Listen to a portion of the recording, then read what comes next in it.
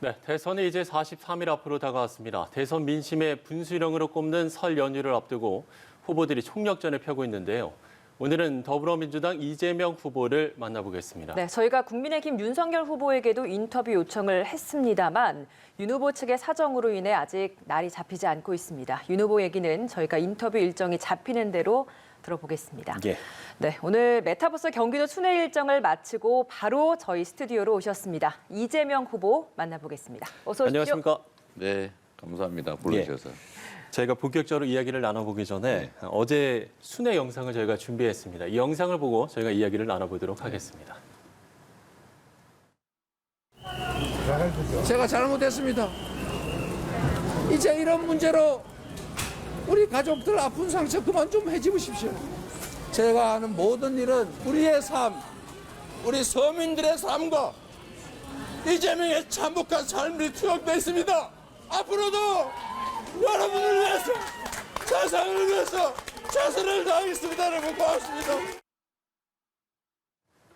네, 같이 이제 어제 성남 상대원 시장에서의 저 연설하는 모습을 봤는데 글쎄요, 이제 살아생전에 두 분의 부모님께서 네. 저기서 일하셨기 때문에 더욱더 좀 감회가 남달랐을까요? 어떤 의미였습니까? 아무래도 이제 세파라고 하는 게 좀 험하고 또 어머니, 아버지, 제가 어릴 적에 고생했던 그 공간에서 갑자기 또 좀 옛날 생각도 났고 또 여전히 그곳에서 그때 당시에 저희 부모님과 함께 일하시던 분들이 주변에 많으셨어요. 아, 그래요? 네. 뭐 그릇 가게, 뭐 이불 가게, 또 업종을 바꿨지만 계신 분들이 많아서 네네. 어쨌든 좀 제가 감정이 좀 많이 복받쳤던 것 같습니다. 가장 먼저 떠올랐던 느낌이라고 할까요? 뭐 기억이라고 할까요? 어떤 게 있었나요? 화장실에 관한 뭐 기억이죠. 그러니까 예. 그 옆에 있던 건물이 이제 2층 건물이었는데 거기에 공중 화장실이 있고 이제 동네 사람들이 이제 유료로 화장실을 이용했는데 저희 어머니, 제 여동생이 그 화장실을 지키면서 청소하고 사용료 받고 그렇게 사셨죠. 그렇군요. 감회가 아버님은 이제 그 남다르셨을 자리에 것 물론 당연히 예, 예. 청소 노동자로 일하셨고요. 오늘은 네, 울더니 이제 속이 시원하다 이렇게 말씀하시면서 이제 울지 않겠다 이렇게 말씀하셨어요. 뭐 사실 이재명 후보하면 사이다 발언을 하고 강단 있고 이런 이미지가 굉장히 많았는데 유독 이번 대선을 준비하시면서 눈물 맺힌 모습을 많이 보게 되는 것 같아요. 또 특별한 이유가 있을까요? 일단 나이가 든 것 같습니다. 네, 제가 이제 경북 안동 출신인데 네. 예. 이제 그쪽이 좀 가부장적 문화가 있지 않습니까? 그러니까 남자는 뭐 평생 3번 이상 울지 않는다 뭐 이런 얘기부터 그렇죠. 좀 그런 걸 당연시 여기고 살았는데 그러다 보니까 감정 표현도 최대한 절제하고 또 저의 자랑이나 이런 것도 좀 안 하는 편이고 그래서 제가 젊은 시절에 구체적으로 어떤 뭐 사회적으로 좋은 일을 했는지 잘 알려지지가 않은 것도 이유가 있습니다. 근데 이제 일단 나이도 좀 들었고 또 최근에 이제 가족 내부의 문제로 이제 공무와 아무 관련 없는 사적인 내밀한 문제들로 이제 공격이 좀 심하고 예, 예. 근데 저는 견뎌내는데 예. 저의 이제 가족들, 이제 형제, 조카 뭐 이 가까운 사람들이 또 엄청 상처를 받는 거예요.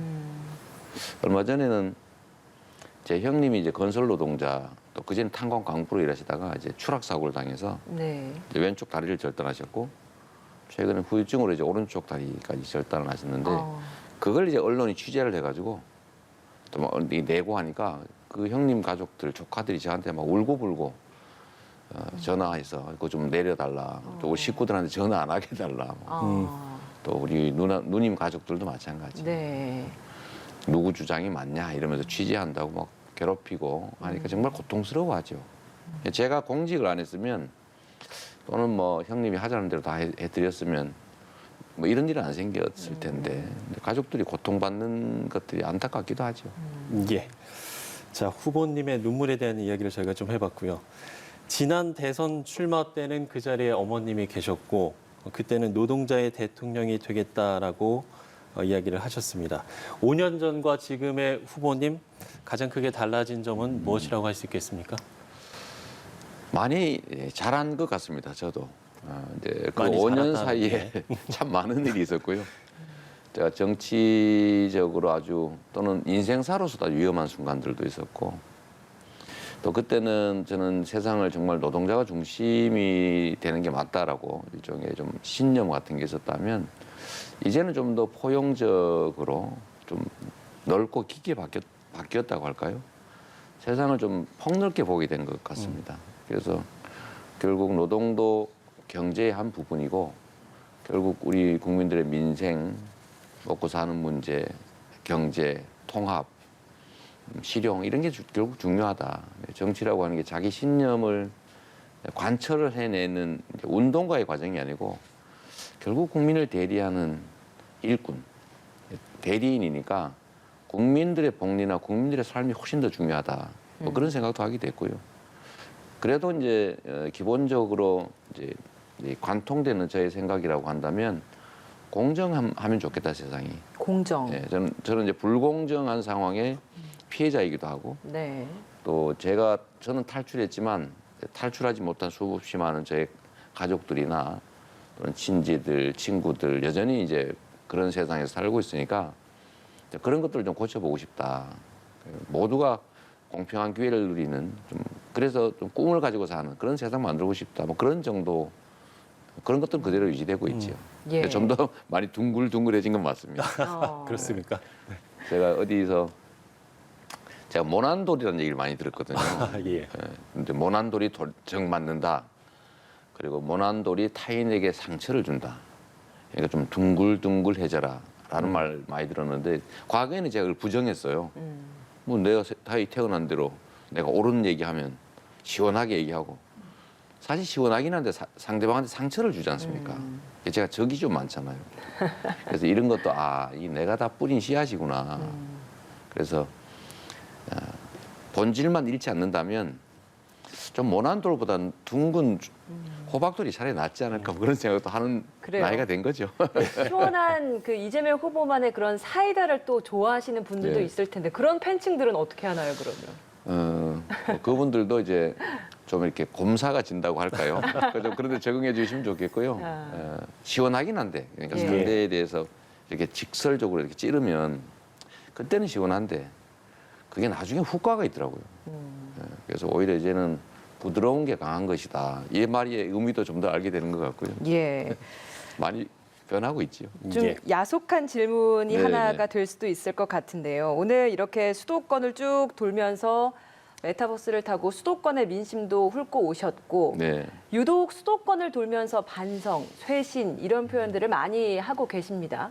수도권의 민심을 어떻게 바라보고 계시기 때문에 그런 건지 오늘 쭉 돌고 온 이런 평가가 좀 궁금하고 지금 이렇게 수도권을 돌면서 보여주시는 이런 행보를 가지고 국민의힘은 눈물쇼다 네. 이런 또 혹평을 하고 있지 않습니까? 여기에 대한 의견도 궁금합니다. 뭐 일단 어제 상황은 이제 상대원 시장이라고 하는 정말 그 참혹한 과거의 우리의 기록들 그 현장이어서 좀 그랬고요.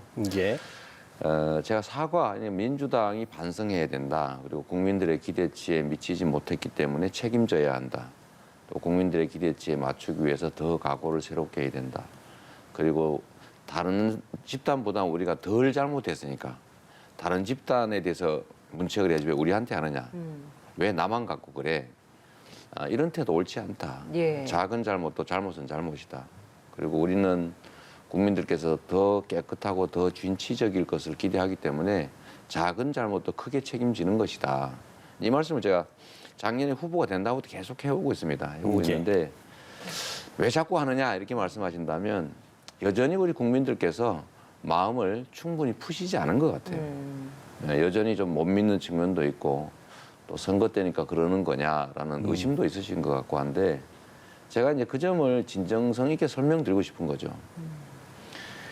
변화는 국민이 원하는 것이고 바람직한 것인데 그러나 나쁜 변화라면 변하지 않는 게 차라리 낫다.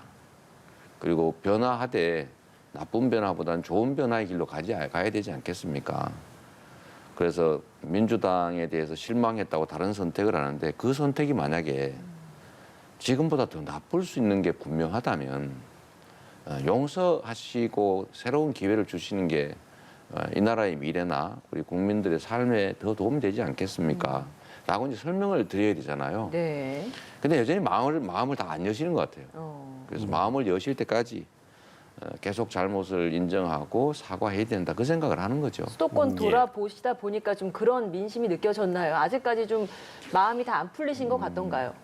지금도 여전히 그런 요소가 많습니다. 예. 많고 제가 전에 잠깐 저희 지지율이 조금 더 높을 때가 있었지 않습니까? 연말연시를 기해서 그때 제가 드린 말씀이 아마도 이게 우리가 잘해서 올라간 게 아니고 상대방이 실수해서 떨어진 것이기 때문에 이게 데드크로스다. 예, 상대의 그런 말씀하셨죠. 데드크로스지 예. 우리의 골든크로스가 아니다. 상대가 전열을 정비하면 다시 제자리에 올 거다 했는데 딱 그 자리에 온 거죠. 그러니까 저희가 여하튼 아직까지는 심판론에 큰 영향을 받고 있고 예. 여전히 불신받는 측면이 많고 또 기대했던 분들이 기대를 접었다가 되돌아오셔야 되는데 아직은 안 돌아오시니까 돌아오실 때까지 끊임없이 용서받을 때까지 사과드리고 각오 새롭게 하고 더 낮은 자세로 더 겸손하게 설명하고 또 부탁드리고 해야지요. 예. 끊임없이 해야 되지 않겠습니까? 그럼 지금 이제 당내에서 불고 있는 뭐 송영길 대표의 총선 불출마 선언이라든지 네. 86 용태론이 좀 공론화되고 있는 건지 이런 네. 부분에 대해서는 긍정적으로 보고 계시는지요? 저는 우리 국민들께서 민주당의 소위 말하는 대통령, 행정 권력, 지방 권력에 이어서 압도적 입법 권력까지 완전히 다 맡겼지 않습니까? 예. 선출 권력 거의 다 맡겼는데 기대에 못 미쳤던 것이죠. 일단 그 점에 대해서 책임져야 하고요. 고난의 크기만큼 책임져야 되는 거니까. 책임져야 되는데 구체적으로 책임질 방법이 마땅치가 않은 거죠. 이미 일은 많이 네. 저질러졌고 저는 인사를 진영을 가리지 않고 광범위하게 써야 된다고 믿는 사람인데 그 점에서 좀 부족했던 것도 있고 아까 말씀드렸던 기준이 좀 다르지 않냐, 내로남불하지 않냐. 권한이 크면 똑같은 잘못에 대해서도 권한의 크기만큼 더 책임을 지는 게 그게 세상의 이치거든요. 근데 그 점에서 좀 부족했다. 그래서 내로남불 소리를 듣는다. 그러면 이거를 이제 바꿔야 되는데 뭘로 바꾸느냐? 사실 마땅치가 않습니다. 그래서 할 수 있는 최대치를 하고 있는 거죠. 그러니까 예를 들면 당 대표로서는 본인이 뭐 불출마하는 것 자체가 그것도 중요하겠지만 사실 나부터 이렇게 내려놓으니 이제부터는 국민이 용납하지 않는 국회의원들에 대해서는 과감하게 제명해서 국민의 뜻을 존중하자. 또 3번 이상 연임하는 거 초과해서 하지 말자. 신진 정치인한테 기회를 줘야 되지 않냐. 또 예를 들면 우리가 뭔가 책임이 있는 영역에 공천하지 않아서 책임을 진짜 지자. 이런 거라도 보여드리는 거죠. 그다음에 청년 세대들한테 정치적 의사결정에 참여할 기회를 주자. 공천 30%는 반드시 의무적으로 하자. 이런 것들은 기득권을 내려놓는 거 아니겠습니까? 예. 근데 이런 것들을 통해서 우리 국민들께 이제 말이 아니고 진짜 우리도 이렇게 반성하고 책임을 조금이라도 지려고 합니다라고 설명하는 과정이니까 이런 것들을 통해서 우리 국민들의 마음이 조금이라도 돌아올 수 있게 최선을 다하는 거고요. 뭐 그걸로 보장해야 되겠습니까? 그래도 뭐 끊임없이 최선을 다하는 거죠.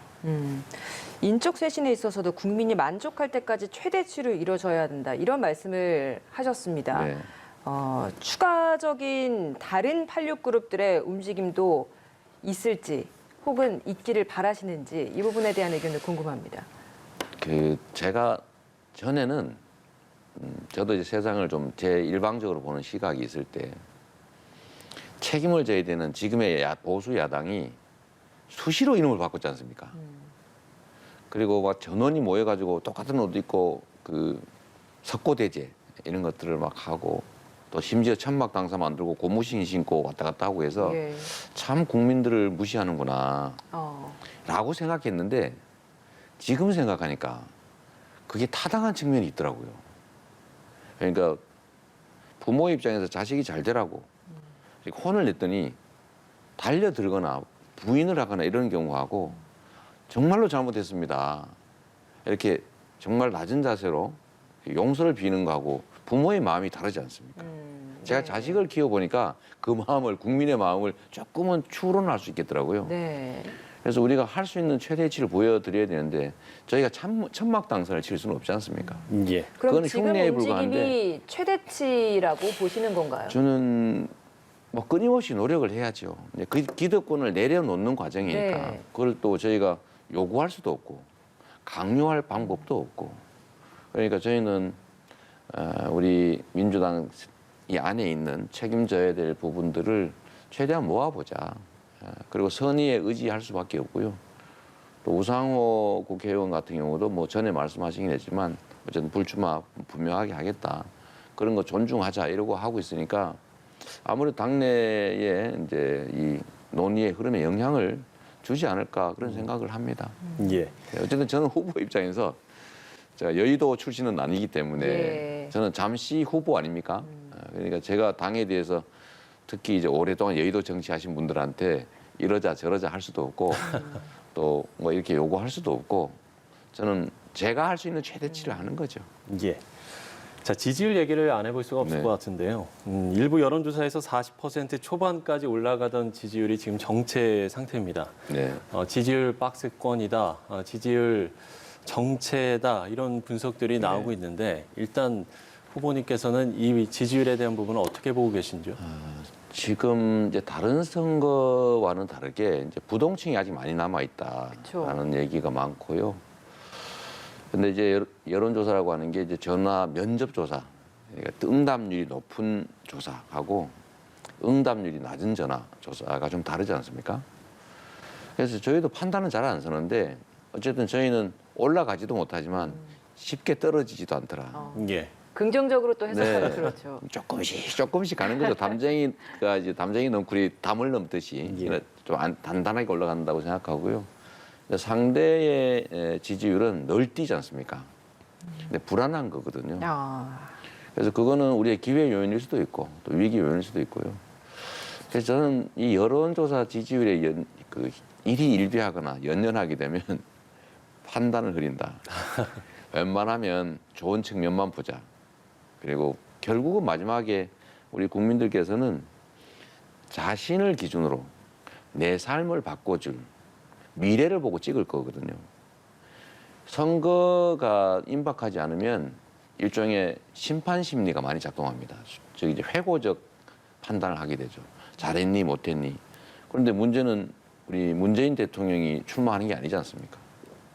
이재명이라고 하는 새로운 후보가 출마하는 것이고 제가 분명히 말씀드린 것처럼 좋은 점들은 승계하겠지만 부족한 부분들은 채울 것이고 잘못된 부분은 시정해서 없앨 것이고 필요한 부분은 추가해서 같지만 뿌리는 같지만 줄기는 다른 새로운 정부가 만들어질 거 아니겠습니까?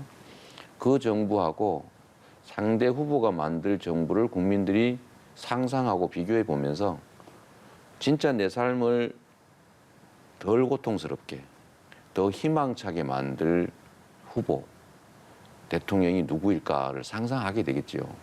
그러면 저는 최소한 실력이 있다. 그리고 실력을 실적으로 증명했다. 그리고 공약 약속한 거는 다 지키더라. 친인척 비리나 부정부패하지 않더라. 라는 점들을 결국은 인정해 주실 거라고 믿죠. 그래서 끊임없이 저는 한 분이라도 더 만나서 예. 한 분이라도 직접 설명하자. 뭐 이런 작전으로 하고 있는 겁니다. 그러니까 옆에서 보시기엔 좀 답답하시죠. 그러니까 부동층에 대한 언급을 앞서서 해주셨는데 그 부동층들이 이번 선거에 유독 많이 아직 남아 있습니다. 그렇습니다. 그 네. 부동층이 선뜻 이재명 후보를 아직까지도 택하지 못하는 가장 큰 이유가 어떤 거라고 생각하시는지도 궁금한데요. 저희가 분석을 해보면 예. 뭐 정확하지는 않겠죠.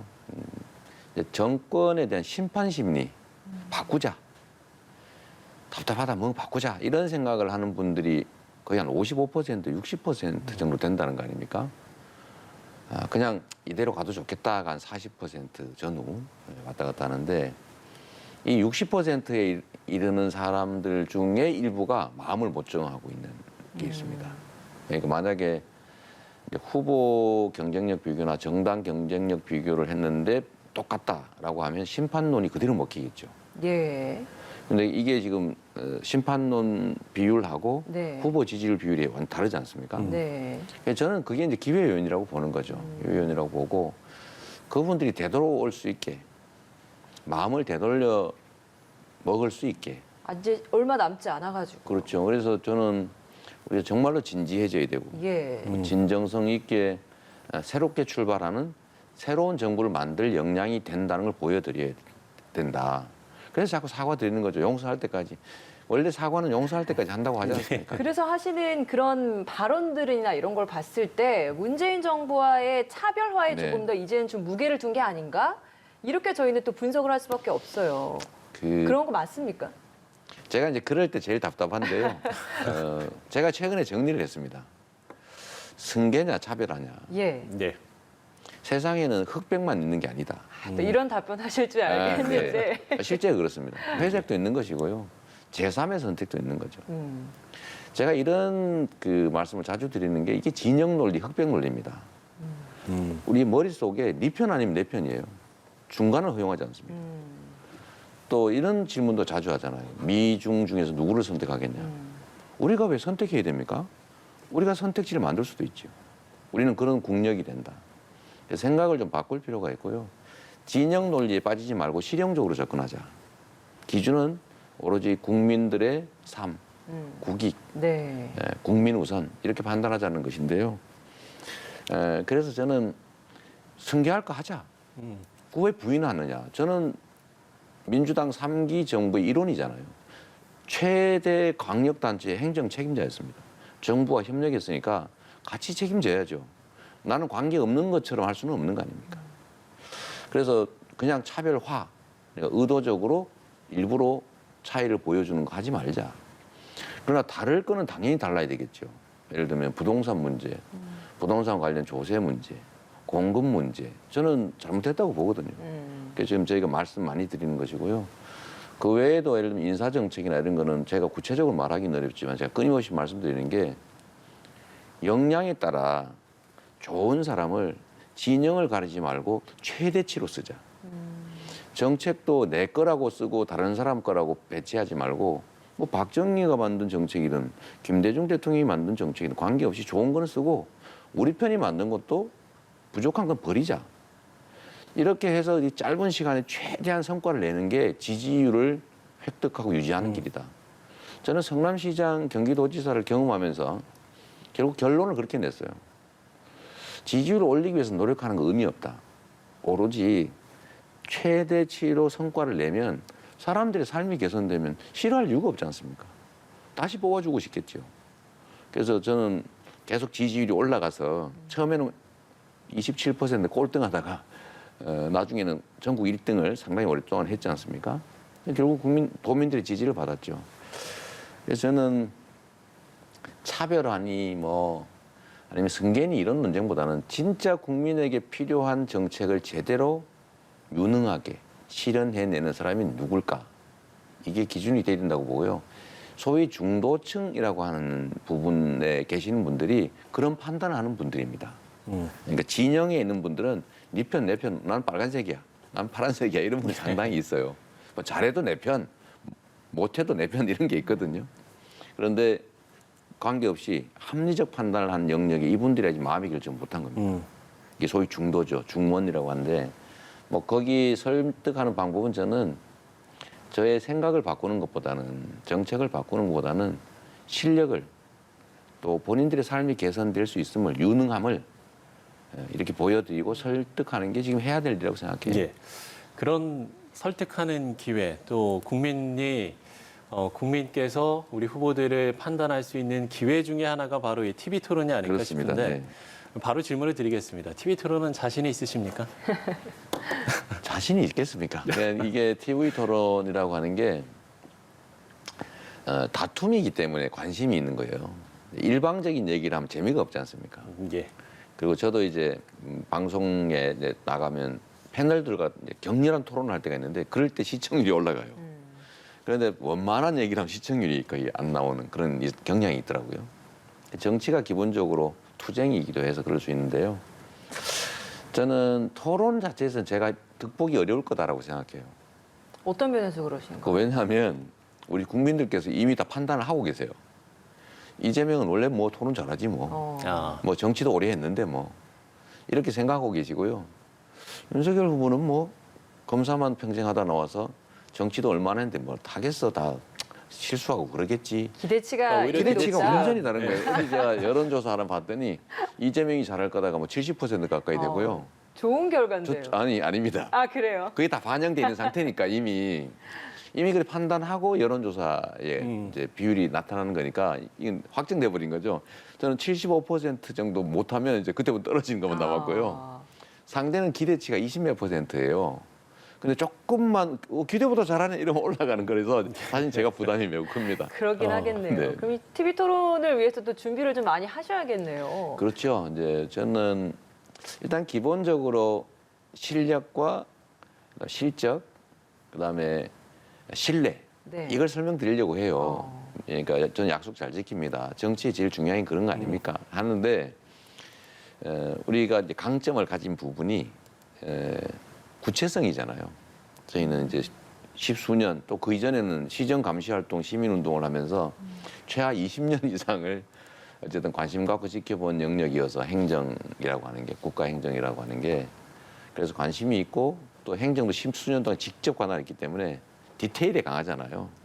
그래서 이런 점들을 제가 잘 설득하고 또 국민께 상대적으로 보여드리면 좀 그렇지 막 실력이라고 하는 게 경험이지 경험이 있어야 국정을 제대로 하지라고 생각하실 수 있게 하는 게 지금까지는 전략적 목표입니다. 지금 예. 말씀해주시는 그런 부분들은 네. 이제 정책적인 부분에 있어서의 나의 그렇죠. 유능함을 네. 증명해내겠다, TV 토론에서 보여주겠다라고 말씀을 하시는 건데 많은 뭐 언론에서의 네. 예측이나 뭐 시청자분들의 생각으로는 두 분이 만나서 처음 만나서 TV 토론을 하게 되면 네. 뭐 대장동 공방 네. 의혹도 그렇고 뭐 김건희 씨의 뭐 녹취록 파문도 그렇고 네. 그러니까 서로의 이제 네거티브 공방이 오가다가 네. 끝나지 않겠느냐 이런 이야기도 있습니다. 이 부분은 어떻습니까? 저는 김건희 씨 녹취록 얘기를 할 생각은 전혀 없고요. 아 그래요. 우리 윤석열 후보님 혹시 보시면 그건 방어 준비 안 하셔도 됩니다. 뭐 제가 그런 얘기는 안 할 생각이고요. 예. 예. 그 뭐 언론에서 검증하면 될 일이고 국민들께서 판단할 일이니까 후보가 돼가지고 대한민국 경영하겠다는 사람들이 무슨 녹취록이 어쩌니 할 필요는 없을 것 같습니다. 물론 국민적 검증은 필요하지만 제가 할 일은 아닌 것 같아서요. 저는 그런 건 안 할 생각인데 그럼 어떤 부분을 좀 집중 공략하실 아마 생각이신가요? 상대방 입장에서는 그 언론들이 일반적으로 예측하는 것처럼 대장동 얘기할 가능성이 있다는 거잖아요. 예. 근데 저는 이거 명확하게 정리할 수 있어요. 저는 말할 수 있는 기회를 주어지면 민간업자들한테 부정대출한 거 회수할 수 있었는데 안 한 분이 윤석열 후보잖아요. 공공개발을 LH가 하고 있는데 민간업자 주라고 압력 넣어서 포기시킨 게 국민의힘이잖아요. 제가 공공개발을 하려고 그랬더니 시의회 동원해서 못하게 막은 게 국민의힘이잖아요. 그래서 이 개발업자들 민간개발을 일부 이익을 취했는데 저는 70%를 제가 환수했고요. 그 방해를 뚫고 나중에는 제가 추가로 110억을 더 부과시켰고요. 그 후에 제가 300억을 더 부과시켰습니다. 그리고 이익 받은 개발업자들의 돈을 누가 취득했냐? 다 국민의힘이잖아요. 저는 설명할 수 있죠. 예. 오히려 제가 보기에는 안 하실 것 같아요. 그거는 제가 보기엔 저희 특감 하자고 빨리 가리지 말고 그러니까 대출 비리 봐준 거부터 돈을 누가 썼나, 누가 공공개발 막았나, 민간개발 하자고 강압했느냐 이런 거 조사하면 저는 아무 문제가 없어요. 지금까지 4개월을 틀었는데 없지 않습니까? 아무것도. 그런데 상대는 많잖아요. 뭐 집을 사줬다, 뭐 대출 봐줬다, 돈 받은 게 다 그 아는 사람들이더라. 최소한 드러난 게. 그래서 저는 특검을 하자고 했더니 국민의힘에서 조건을 붙이고 있어요. 자꾸 말로는 하자 그러면서 특검은 자기들이 임명할 수 있게 해달라. 그거 되겠습니까? 중립적으로 해야죠. 이재명 쪽에 불리한 것만 하자. 자기들 관계대행 하지 말자. 이렇게 예. 불가능하잖아요. 그래서 제가 대선이 끝나더라도 이건 거대한 부정부패니까 후에라도 할 수 있게 하자. 지금 준비해서. 이게 저희 입장인데 이제 상대는 안 하려고 하거든요. 그래서 제가 보기에는 안 할 겁니다. 안 할 거고요. 정책도 정책인데 결국은 이제 실증된 실적들을 한번 비교해 보자. 뭐 그런 얘기들이 저한테 강점이 있을 것 같아서요. 좀 자세히 좀 많이 물어보려고 합니다. 알겠습니다. 예. 저희가 예. 질문을 마지막으로 한 가지만 좀 짧게 드려야 될 것 아, 같아요. 네. 끝으로 시청자 여러분께 한 말씀 해주신다면 네. 네, 어떤 이야기를 하시겠습니까? 저는 우리 시청자 여러분, 그러니까 우리 국민 여러분께 이런 말씀 드리고 싶어요. 정치라고 하는 거는 결국 우리 국민들 삶을 통째로 결정하는 일입니다. 대신 결정하는 거죠. 국민들이 직접 할 수 없으니까. 그래서 또 기회를 누가 가질 것인지, 또 어떤 사람이 혜택을 볼 것인지, 이걸 결정하는 게 정치인데 결국 우리의 삶이 달려있지 않습니까? 그래서 누군가의 복수 감정을 충족시킨다든지, 누구의 권위나 명예를 위해서라든지, 내가 좋아하는 색깔 이런 것들 때문에 판단하지 않으실 거라고 저는 믿습니다. 우리와 또 우리의 자녀들의 미래를 위해서, 이 나라의 더 나은 발전을 위해서 실력 있고 또 실력이 실적으로 증명됐고, 그리고 국민과의 약속을 잘 지켜온 유능한 경제 대통령, 또 실용 대통령, 평화 대통령, 이런 대통령을 만들어야 된다고 생각합니다. 제가 거기에 해당되는지는 우리 국민 여러분의 판단에 맡기겠지만, 선택지 중에서 가장 그에 가까운 사람을 선택해 주십사 하는 게 저의 부탁 말씀이죠. 새해 복 많이 받으십시오. 네, 오늘 늦은 시간 이렇게 함께해 주셔서 고맙습니다. 지금까지 더불어민주당 대선 후보 이재명 후보와 함께했습니다. 고맙습니다. 고맙습니다. 네, 감사합니다.